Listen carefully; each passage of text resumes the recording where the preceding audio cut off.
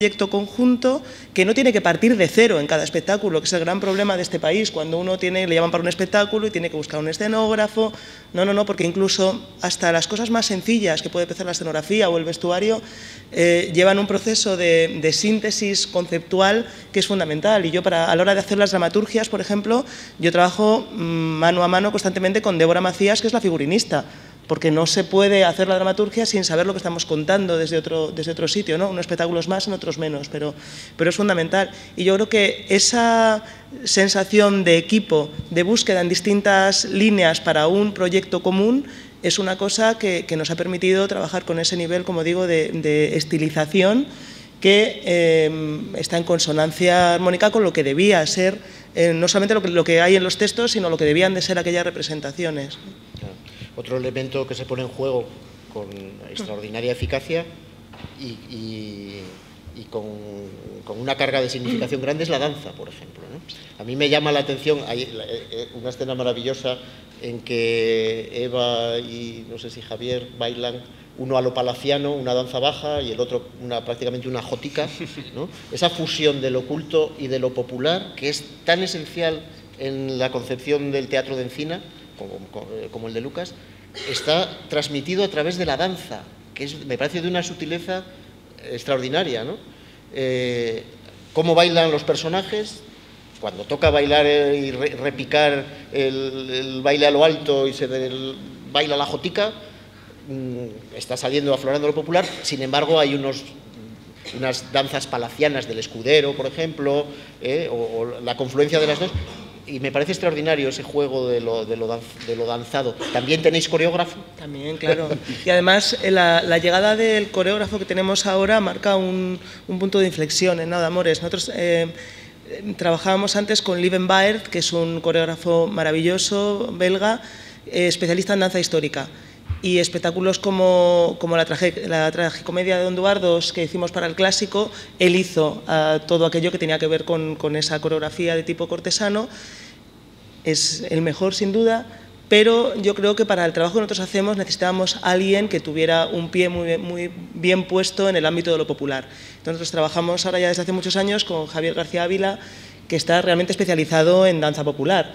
Pero también sabe mucho de danza histórica, con lo cual tenemos esas dos facetas que son fundamentales para entender estos textos y que son fundamentales para poder poner en escena la danza como medio caracterizador de los personajes, ¿no? Que es un poco lo que se intenta, que no siempre es fácil, porque son cosas, porque son muy golosas, que al final dices, pues si te cae la cara de la función, monto un baile. Pues no vale, ¿no? Y entonces yo creo que la entrada de este componente del equipo nos permitió profundizar en esa parte más ancestral también, dependiendo del autor, de un tipo de enganche u otro. En Lucas Fernández, por ejemplo, era fundamental en todos los sentidos, desde el planteamiento de percusión hasta la ejecución de los bailes vinculados a una ritualidad que no está en Juan de Encina, por ejemplo. O sea, depende del espectáculo, tira más hacia un lado o hacia otro, pero yo creo que es fundamental conseguir que todo eso que encontramos en el texto pueda tener maneras de proyección a la hora de la puesta en escena. Esa es nuestra obsesión. De hecho, hay una cosa que no... Yo creo que no hemos contado así en público, ¿no? Que en la transición entre la primera y la segunda égloga, de hecho el baile realmente es una parte, como este espectáculo es un compendio de las obras de Juan de la Encina, de las obras que tienen un elemento pastoril o que tienen esa presencia de los dioses. Esa transición entre la primera y la segunda égloga, en la que bailamos primero un baile popular y luego enseguida bailamos una gallarda, ahí estábamos recogiendo otra égloga en la que los pastores se convertían en cortesanos, ¿no? Sí, hay ese momento en el que deciden dejar el traje de pastor y convertirse en cortesano, que a mí era una parte que me encantaba como transformación, pero claro, ya era demasiado complejo, era demasiado concreto para contarlo al público actual, con lo cual lo que hicimos fue transformarlo en un baile en el que esos mismos pastores se transforman y pasan de bailar una danza popular a una gallarda, realmente. hay una cuestión muy, a propósito de esto y de la interconexión de las piezas, hay una cuestión que me interesa, ¿no?, relativo a esto, que es el proceso de selección de los textos, ¿no? Yo creo que Juan también quería intervenir sobre eso.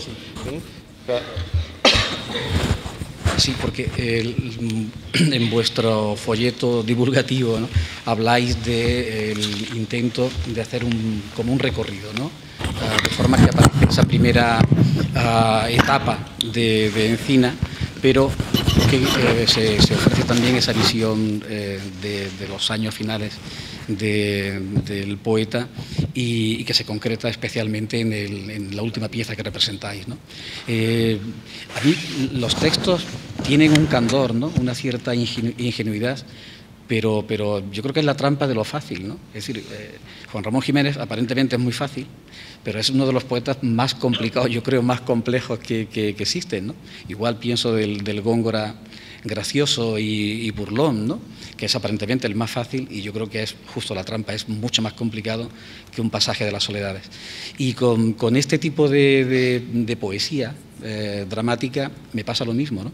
Esa última pieza me parecía de una complejidad tremenda, porque aparece lo popular, aparece lo oculto, los propios componentes, ¿no?, que están detrás de los triunfos de amor tienen un bagaje bastante rico y largo, ¿no?, de Ovidio, de Petrarca, y que Juan de la Encina, imagino que lo que hace es dar su imagen, su visión de los triunfos, es diferente y desde luego es un proceso de síntesis, en definitiva, lo que él hace. Entonces, al final, cuando vas buceando, dices, no, es que aparentemente es muy fácil, pero la riqueza es tremenda, ¿no? ¿Cómo conseguís, ¿no?, plasmar? Porque en el espectáculo que habéis montado se ve, por una parte, esa evolución del propio teatro de Encina, pero por otra parte se ve el mar de fondo que hay en los textos de Encina y que habéis respetado de manera muy, muy pulcra y que incluso habéis tenido que ir seleccionando, ¿no?, y fragmentando, porque, por ejemplo, la última pieza, si no hubiese sido prácticamente imposible, ¿no? Queda la mitad, sí. Eso fue muy curioso, lo de tener que hacer la versión, porque así, como punto de partida, queríamos trabajar más sobre el ámbito de las últimas églogas, el ámbito más mitológico, más italianizante, pero yo luego me pierdo el medievo. Y entonces, cuando te pones a trabajar, realmente, teatralmente, funciona mucho mejor la égloga en Recuesta de unos amores que Plácida de Vitoriano, aunque sea mucho más teatro ya, centrado en una perspectiva mucho más moderna, Plácida de Vitoriano, pero nosotros lo pasamos mucho mejor montando las primeras églogas que las últimas. Entonces, cómo cortar, cómo eliminar materiales sin cargarte tampoco las piezas. Y Plácida de Vitoriano luego siempre da mucha pena cortar cosas, porque da mucha pena y porque al final esto es material bueno, pero yo me tuve que obligar a tirar hacia el final. También porque además las primeras églogas tienen mucho que ver con Lucas Fernández, que es de lo que veníamos, y tampoco puedes estar siempre moviéndote en un terreno que controlas y que es fácil, pero entonces yo creo que también muchas veces nos tenemos que obligar a indagar en otros ámbitos que luego ya cuando empiezas a descubrirlos pues son maravillosos, pero al principio cuestan, y a mí me costó mucho entenderme con Juan de la Encina en todo este tipo de teatro. En la Plácida de Vitoriano estamos acostumbrados a un teatro muy, muy directo, muy breve, muy concreto, y aquí se pone muy pesado. Llega un momento que es... Pero al mismo tiempo las partes menos teatrales son las que más me interesaban a mí. La vigilia de la enamorada muerta es una belleza, pero claro, no puedes hacerla entera tampoco porque el espectador muere directamente. Entonces es siempre un juego de balanza y sobre todo en casa sobre papel se ve todo muy bien, pero cuando uno empieza a entrar en la sala de ensayo aquello no va. No tiene nada que ver lo que uno cree que va a pasar con un texto cuando está en su casa estudiando y cuando llegas. Por eso yo cada vez llevo las dramaturgias más abiertas a los procesos de ensayo. Y esta realmente la hicimos entera sobre mesa. Entera, nos encerramos, estuvimos trabajando 2 semanas sin levantarnos de la mesa, analizando todas las églogas y a partir de ahí cortando sobre la marcha, a partir de escucharles a ellos, escuchar sus voces, escuchar su manera de decir. Íbamos reconfigurando una versión que cada noche ellos tenían que estudiarse. Toma, Irene, media escena, mañana trabajamos sobre esto. Y cuando está todo trabajado sobre el propio texto, cuando está ya todo visto, te pones en pie a convertirlo en acción dramática.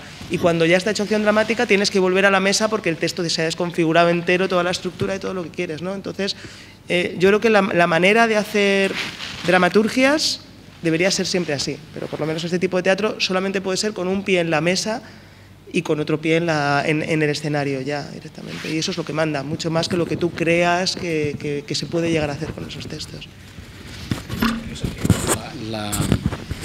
A lo largo de la representación están prácticamente todos los registros, ¿no?, en torno al amor, ¿no?, desde la sutileza, el corte filosófico, hasta el tono ya más procaz, ¿no?, más atrevido, que le da una actitud bastante lúdica, risible a lo que es el espectáculo, y yo creo que funciona muy bien, ¿no?, que son interludios realmente relajantes y que, bueno, te permite al mismo tiempo distensionar y volver luego con la tensión del drama, ¿no? Desde mi punto de vista también está perfectamente logrado ese juego, ¿no?